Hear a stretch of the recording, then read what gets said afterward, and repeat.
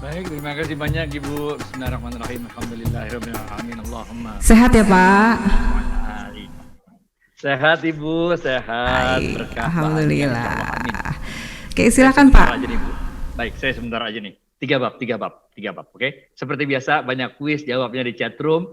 Panitia tolong monitor, yang jawabnya tepat, paling cepat, jadi pemenang kuis, dapat gocap Rp50.000, oke? Ntar kirim daftar pemenang kuisnya ke Eva insya Allah akan transfer uangnya kepada pemenang kuis. Bab 1. Wakaf di Indonesia, saya ingin menggarisbawahi, mengulangi apa yang disampaikan oleh Prof. Nuh, bahwa wakaf di Indonesia ini seringkali diidentikan dengan 3M. Siap-siap, gocap pertama nih, gocap pertama, siap-siap. Yang pertama, wakaf itu di Indonesia identik dengan makam, kuburan. Yang kedua, M yang kedua, identik dengan madrasah, sekolahan. Dan M yang ketiga, identik dengan titik-titik-titik, gocap. Dengan yang ketiga, identik dengan titik-titik-titik itu loh, yang tempat kita biasa Jumatan. Benar nggak? Oke. Bab 1 selesai. Oke, bab 2. Nah, di dalam bab 2, kita melihat kok bisa begitu ya. Padahal kalau kita lihat 3 kisah awal yang menjadi landasan wakaf dalam sejarah Islam, hanya satu yang wakafnya bentuknya masjid. Yaitu ketika Rasulullah SAW datang ke sebuah kota ketika hijrah, kemudian ada wakaf, sebuah tanah diwakafkan, kemudian didirikanlah masjid di situ. Kuis kedua, gocap nih. Di kota manakah Rasulullah SAW mendirikan masjid yang pertama tersebut?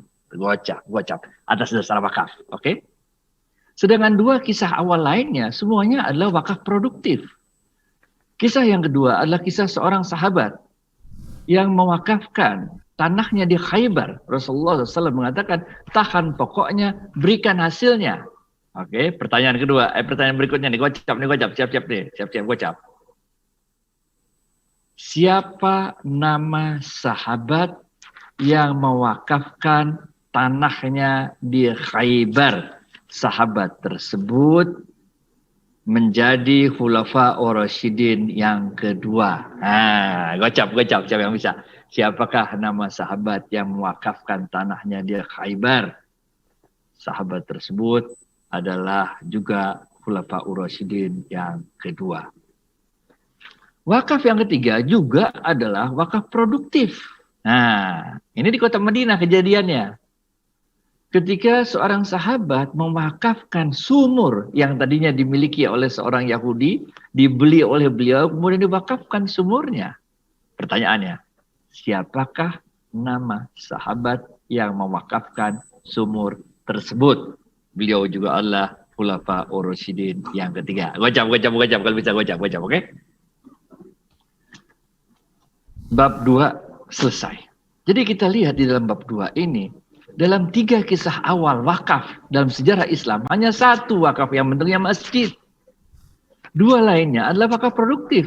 Wakafnya Sayyidina titik-titik radhiyallahu an yang Khulafa Ar-Rasyidin kedua, dan di tanah Khaybar dan berikutnya adalah wakaf produktif sumur oleh Sayyidina titik-titik radhiyallahu an berupa sumur di kota Madinah, benar ya?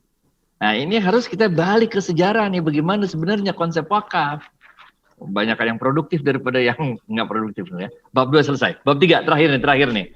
Biar kita punya waktu lebih banyak buat ngobrol-ngobrol. Bab 3.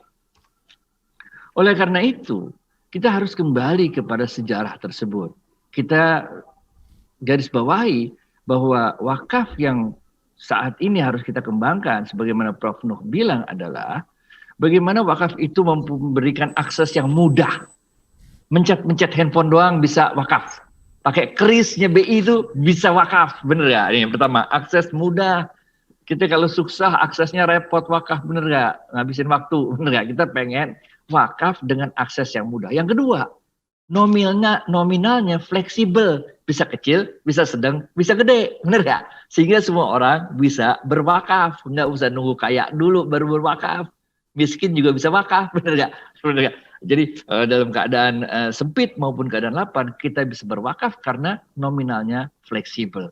Dan yang ketiga, tentu kita harapkan dia investasinya aman. Nah, dengan cara inilah sebetulnya ketika aksesnya mudah, nilainya fleksibel, investasi aman, maka kita dapat satu produk baru, siap-siap gocap lagi, yang disebut cash wakaf link sukuk atau disingkat dengan titik gocap. Nah itu nanti bentar lagi Bu Dwi akan menjelaskan cash wakaf link sukuk yang disingkat dengan titik. Sebagai penutup, Bu Erika, sebagai penutup, saya ingin menyampaikan satu ide. Ide ini tentu ide mentah yang harus kita godok supaya jadi ide matang. Prof. Nuh, kalau kita mau ada lompatan besar dalam wakaf, bisa sebetulnya. Yaitu dengan menggunakan teknik wakaf temporer.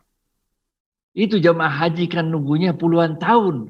Seandainya saja uang-uang jemaah haji yang ada di BPKH itu dilakukan wakaf temporer, dalam waktu 5 tahun, 10 tahun, atau sampai 15 tahun, maka data wakaf kita akan melonjak dengan cepat. Nah, ini Prof. Nuh. Dana-dana haji bisa kita jadikan wakaf temporer. Sampai dengan 5 tahun, 10 tahun, 15 tahun. Nanti ujungnya kan beli sukuk juga, tetap aja aman sebetulnya dari segi hitung-hitungan risk and return-nya tetap aja sebetulnya, benar nggak? Dan tetap aja returnnya kan larinya untuk kepentingan umat juga, ini benar ya. Nah, ini saya akan akhiri dengan lontaran ide mentah, tapi ini bisa kita gulirkan, insya Allah nanti bisa. Itu dahsyat Prof. Nuh, bisa nilainya 100 triliun itu wakaf kita, jadi paling top di dunia antara itu. Bapak Ibu sekalian, saya rasa saya akhiri sini saja supaya kita bisa memberikan waktu lebih panjang lagi kepada Bu Dwi.